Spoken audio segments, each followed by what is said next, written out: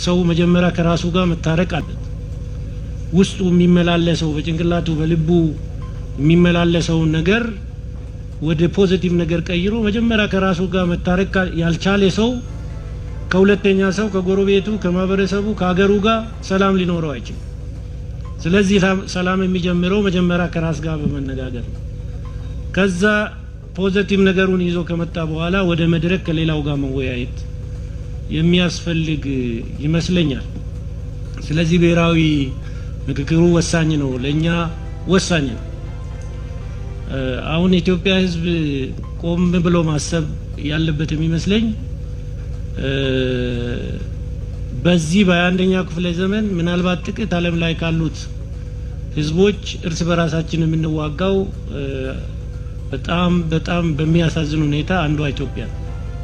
በ21ኛው ክፍለ ዘመን ይሄ ሳይሆን ቁጭ ብሎ ተወዳድሮ ተፎካክሮ በሰላማዊ መንገድ ትውልድን ወደሚያነስ ትምህርት ወደሚገኝበት ነገር ትውልዱን መምራት ነው እንጂ ስለተማርን ብቻ ወይም ፖለቲካ ፓርቲ ስለመሰረትን ወይም ደግሞ የሆነ ኢንስቲትዩሽን ስለፈጠርን ብቻ ሀገር የምትቀጥል አይሆንም።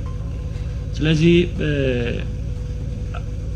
አባቶቻችን እስከዛሬ እስከ እኔ እድሜ ድረስ ያለው ቀጣይም የሚቀጥል መስዋዕትነት እየተከፈለ በየኮርነሩ ነው። አንድ ሰፈር ብቻ የቆመ ሳይሆን እኔ እንኳን በዚህ እድሜ የቀረኝ መንደር ያለ አይመስለኝም። ብዙ ቦታ ሄጄ አይቼዋለሁ። ኢትዮጵያ የሚባል በቃል ከሚነገር ወይም ፊደሉ ከሚቆጠር በላይ አጥንቴ ደሜ ውስጥ ያለው ኢትዮጵያ የምትባል ጽሑፍ ነው። እሷ ናት እኔ ላይ የምትሰራው፣ ጓዶቼ ጋር ያለችው እቺ ናት። ስለዚህ እኛ መስዋዕትነት የምንከፍለው ኢትዮጵያ ሕዝብ መስዋዕትነት የሚከፍለው ቁጭ ብሎ መነጋገር ባለመቻል ስለሆነ ይሄ ነገር ወደ ህሊና ተመልሶ ቁጭ ብሎ መነጋገር የሚሆነውን ማድረግ ነው። እዚህ ብቻ አይደለም ደማችን የሚፈሰው፣ የሰው ሀገር ሄደንም ደም እናፈሳለን። እናንተ በምትልኩን በምትሰጡን ትእዛዝ መሰረት። ስለዚህ እኛ ከዚህ በኋላ እኛም ህዝባችንም እንዲበጠበጥ ደሙ እንዲፈስ እንድንሰዋ አንፈልግም። ቁጭ ብላችሁ ተወያዩ እና ችግራችሁን ፍቱ።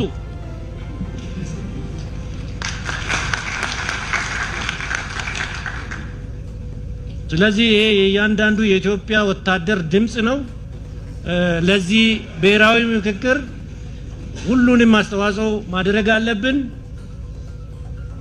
ሁሉ ጊዜ እኔ ሲመጣ ሁሉም ነገር ይቀየር፣ እኔ ሲመጣ ሁሉም ነገር ቀይረን አዲስ ስርዓት እናመጣለን የሚባለው ነገር በዚህ ዘመን የሚያስከዳ አይመስለኝም። ቁጭ ብላችሁ በፖሊሲ በስትራቴጂ አጠቃላይ ኤክስኪዩቲቭ ኦርደር በሚባሉ ዋናውን በማይነካ አጥር ውስጥ ገብቶ እያስተካከሉ መወዳደር፣ በዛ ለዚህ ስኬታማ መሆን። እኛን ደግሞ ትረስት አድርጉን፣ ከማንኛውም ጋር አትለጥፉን። we are not loyal for anyone። እኛ ለህዝብና ለኮንስቲቱሽን ነው። ለዛ ነው ህይወት የምንከፍለው። ድሮ ለገሌ አሁን ደግሞ ለገሌ የሚባል ነገር የወለዳችሁትን ያሳደጋችሁትን እዚህ ደረጃ የደረስኩት እናንተ ስላሳደጋችሁኝ ነው።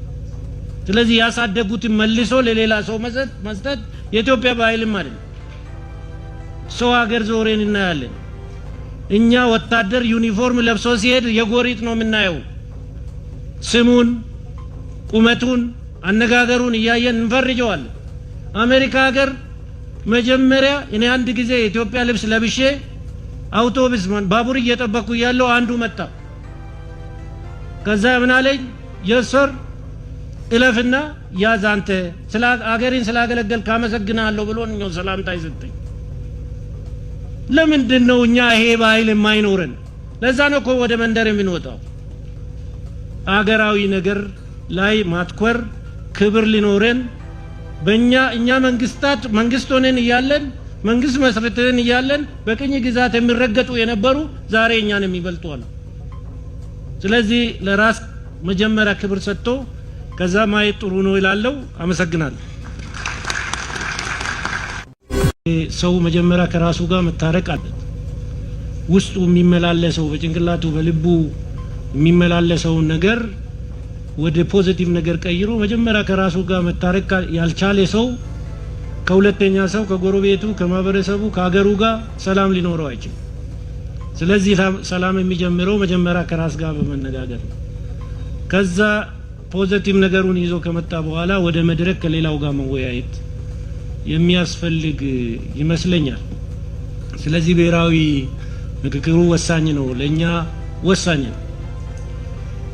አሁን ኢትዮጵያ ሕዝብ ቆም ብሎ ማሰብ ያለበት የሚመስለኝ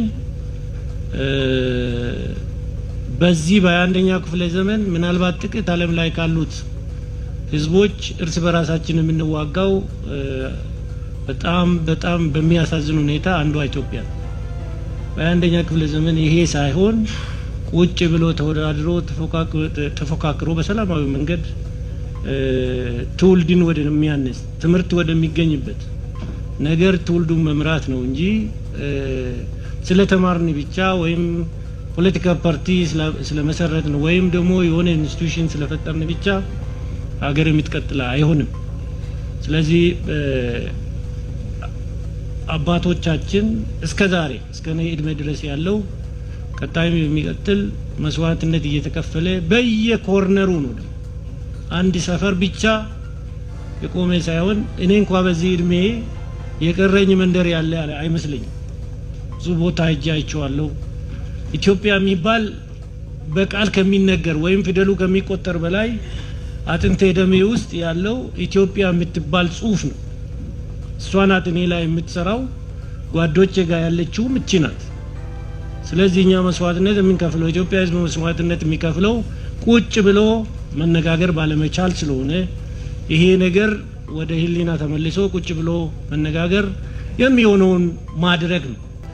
እዚህ ብቻ አይደለም ደማችን የሚፈሰው፣ የሰው ሀገር ሄደንም ደም እናፈሳለን። እናንተ በምትልኩን በምትሰጡን ትእዛዝ መሰረት።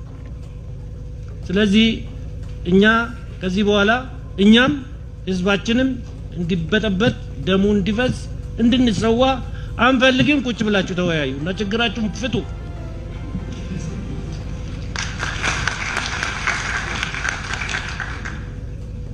ስለዚህ ይሄ የእያንዳንዱ የኢትዮጵያ ወታደር ድምጽ ነው። ለዚህ ብሔራዊ ምክክር ሁሉንም አስተዋጽኦ ማድረግ አለብን።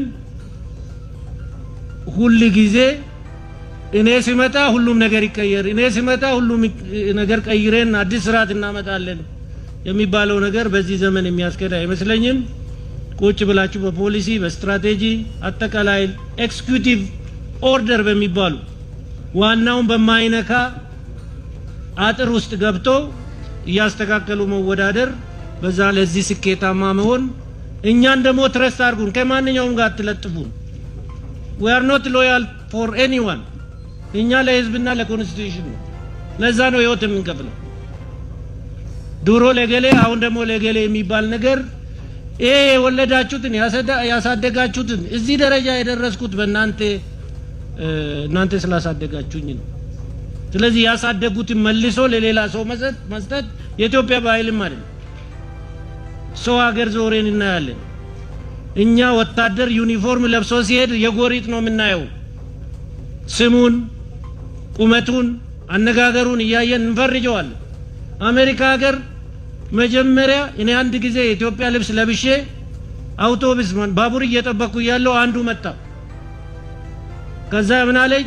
የሰር እለፍና ያዝ አንተ ስለ አገሬን ስላገለገልክ አመሰግናለሁ ብሎ ነው ሰላምታ ይሰጠኝ።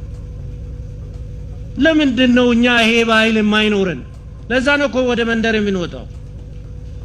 አገራዊ ነገር ላይ ማትኮር ክብር ሊኖረን እኛ መንግስት ሆነን እያለን መንግስት መስርተን እያለን በቅኝ ግዛት የሚረገጡ የነበሩ ዛሬ እኛን የሚበልጡ አሉ።